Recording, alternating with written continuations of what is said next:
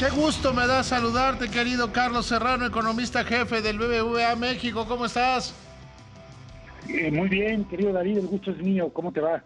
Bien, oye, a ver, esta semana hay decisión de política monetaria. Mañana tiene la decisión. Conoceremos el resultado de la decisión el jueves. Aquí la primera pregunta es, ¿tú estás con todo el mercado y conmigo de que la tasa de referencia va a bajar 50 puntos base? Sin duda, David, yo creo que es muy claro. Primero que hay el espacio para bajar 50 puntos base, eh, porque vemos a la inflación muy bien comportada en una economía que, pues sin ninguna duda, se está desacelerando. Y creo que ya las comunicaciones del banco apuntan hacia eso. Que creo que ha sido muy afortunado que hemos pasado de un Banco de México que, si te acuerdas, hace 1 o 2 años, pues comunicaba poco de manera prospectiva a uno que ya lo está haciendo de manera muy clara. Entonces me parece que este jueves vamos a ver, pues en efecto, una bajada de 50 puntos base. Ahora, lo que es más interesante es, ya lo hemos platicado también tú y yo, que yo digo que una es la decisión y otra es el comunicado de prensa, las declaraciones públicas de la gobernadora. Eh, Creo que hoy es una de esas decisiones donde son 70-30. La comunicación va a ser el 70% y la decisión ya es el 30%, ¿no? En grado de relevancia. Así lo veo.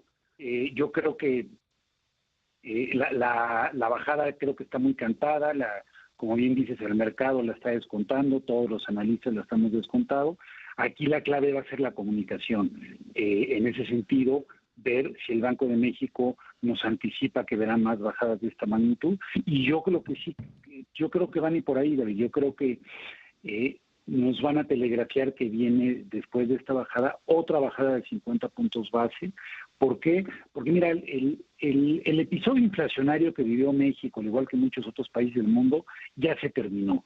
Esa es la realidad. Ya tenemos a la inflación pues prácticamente en donde estaba antes de este brote inflacionario, en particular la inflación de servicios que le preocupaba mucho al banco, pues ya ha bajado, bajó de 4.7 a 4.2%.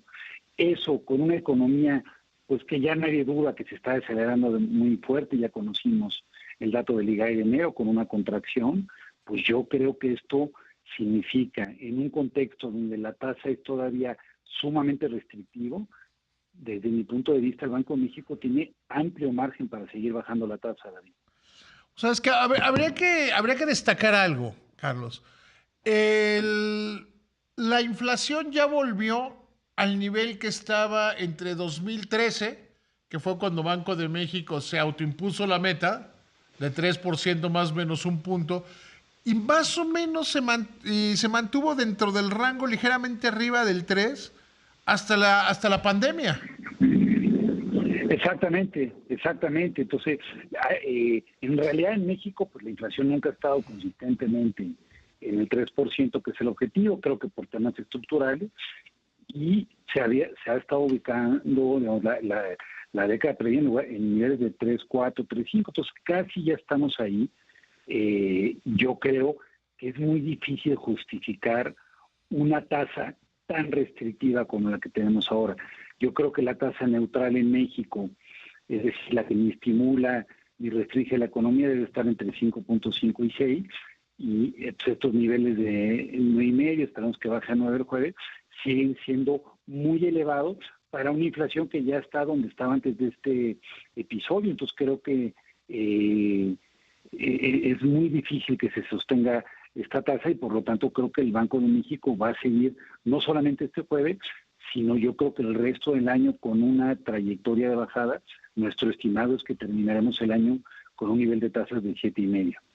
Que eso sería volver, o sea, ya haber recorrido todo el camino, ¿no?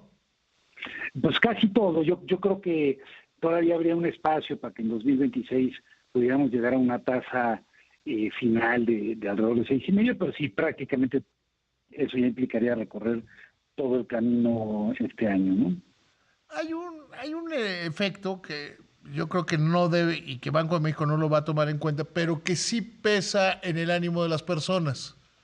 que es las decisiones que pueda o no tomar Donald Trump el 2 de abril, porque pues, a donde estamos, y corrígeme si me equivoco, pues, ni siquiera sabemos qué va a decidir Donald Trump.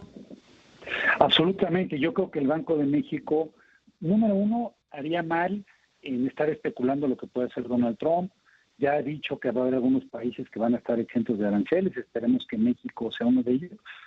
Pero incluso si se nos imponen aranceles, David, ¿podría haber algo de depresión tipo cambio? Sí.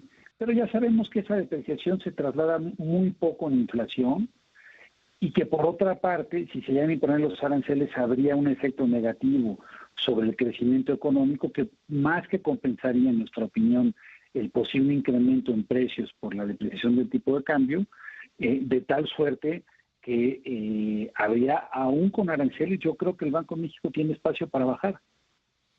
Sí, o sea, yo creo que, a ver, creo que han pasado cosas importantes en materia de inflación. O sea, la inflación ya volvió a, o ya dejó de ser un problema, ¿no? Ya, exacto, la inflación ya no es un problema, el brote inflacionario se terminó, estamos dentro del intervalo del Banco de México, estamos donde estábamos antes y no nos quejábamos. Lo que sí está empezando a ser un problema es la desaceleración económica. Y ahí, considerando que la inflación es un problema, creo que el Banco de México podría ayudar a mitigar la desaceleración con menores tasas. No se justifica una tasa real tan restrictiva con la inflación pues ya en sus niveles históricos, pero con una economía que se desacelera de manera muy notable. Y yo creo que incluso con aranceles, pues lo que veríamos es una desaceleración todavía mayor, por lo tanto menores presiones inflacionarias, y incluso en ese escenario yo creo que el Banco de México puede y debe seguir bajando. Oye, si te puedes quedar después del corte, porque sí me gustaría que platicáramos, aunque fuera un momento, de la desaceleración, de que qué tanta desaceleración vamos a tener, qué tanto va a caer la economía, porque de repente tú y yo oímos a gente hablando de crisis y pues, la verdad es que yo no la veo. Te puedes quedar un ratito para que platiquemos de eso? Con todo gusto, David, aquí esperamos. Gracias, muchísimas gracias. ¿Qué tan profunda lo platicábamos antes de irnos a un corte? Te preguntaba Carlos Serrano, economista jefe del BBVA México. ¿Cómo se ve o sea, cómo se ve la desaceleración? ¿Qué tan profunda es?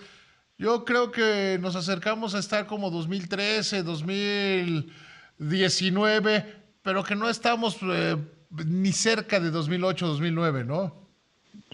Yo coincido, creo que podemos tener un año similar al de 2019, David, en que vimos a la economía del país pues con una desaceleración, con un ligero crecimiento negativo. Eso creo que podría ocurrir, pero desde luego no veo un escenario de una caída muy fuerte.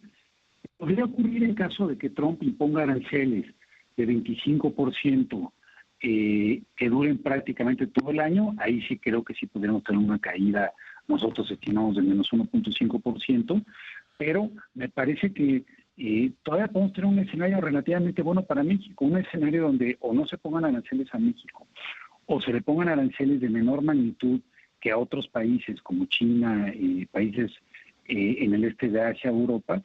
Eso puede ser un resultado relativamente bueno y sin duda veríamos una desaceleración, pero creo que no veríamos una recesión profunda. Sí, no, o sea, que nos quedaríamos con nuestra relación y el tipo de cambio, pues si seguimos al tipo de cambio, no está esperando que haya mayores problemas, ¿no?